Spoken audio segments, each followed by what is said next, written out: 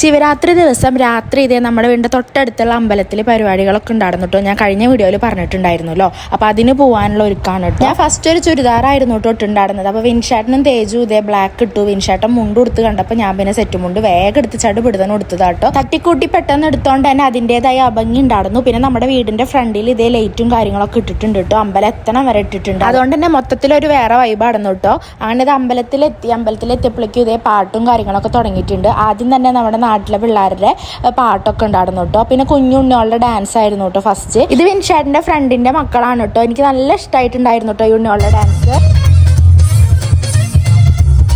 പിന്നെ സീരിയലിനും സിനിമയിലൊക്കെ ഉള്ള അംബിക മാം വന്നിട്ടുണ്ടായിരുന്നു കേട്ടോ. അപ്പോൾ ആൾക്ക് ഇതേ പൊന്നാടി ട്രോഫിയൊക്കെ കൊടുത്തിട്ടുണ്ട്. പിന്നെ ഇതേ ഇവർ വന്നപ്പോൾ തൊട്ട് എന്നെ കളിയാക്കാൻ വന്നിരിക്കുകയായിരുന്നു. എൻ്റെ വീഡിയോസൊക്കെ കണ്ടിട്ട് എന്നെ ഇരുന്ന് തൂക്കായിരുന്നു കേട്ടോ. ചേച്ചിയുടെ സോയാബീൻ വറക്കൽ മറ്റേത് മറിച്ചതെന്നൊക്കെ പറഞ്ഞിട്ട് എന്നെ നല്ല തൂക്കലായിരുന്നു കേട്ടോ. അപ്പോൾ കുറേ നേരം എനിക്ക് നേരം പോക്കിന് ഇവരുണ്ടായിരുന്നു കേട്ടോ കമ്പനിക്ക്. പിന്നെ നമ്മൾ നേരെ അവിടെ ഫുഡൊക്കെ ഉണ്ടായിരുന്നു. ചപ്പാത്തിയും കുറുമക്കറിയും പിന്നെ നല്ല അടിപൊളി ചുക്ക് കാപ്പി കേട്ടോ. ശർക്കര ചുക്ക് കാപ്പി ഉണ്ടായിരുന്നു.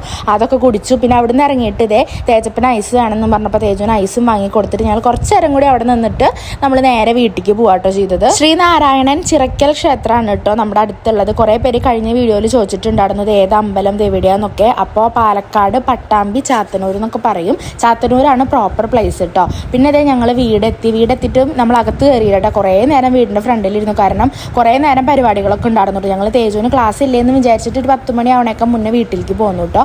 പക്ഷേ അമ്പലത്തിൽ നിന്നും അവിടെ നിന്ന് ഇങ്ങനെ പാട്ടും ഡാൻസൊക്കെ കേൾക്കുമ്പോൾ നമുക്ക് അകത്ത് പോയി കിടക്കാനും തോന്നുന്നില്ല. അപ്പോൾ കുറേ നേരം ഞങ്ങൾ വർത്താനൊക്കെ പറഞ്ഞിട്ട് വീടിൻ്റെ ഫ്രണ്ടിൽ റോട്ടിലേക്ക് നോക്കിയിരിക്കുകയാണ് ചെയ്തത്. അപ്പോൾ എന്തായാലും അടുത്ത വീഡിയോയിൽ കാണാവേ. ബൈ.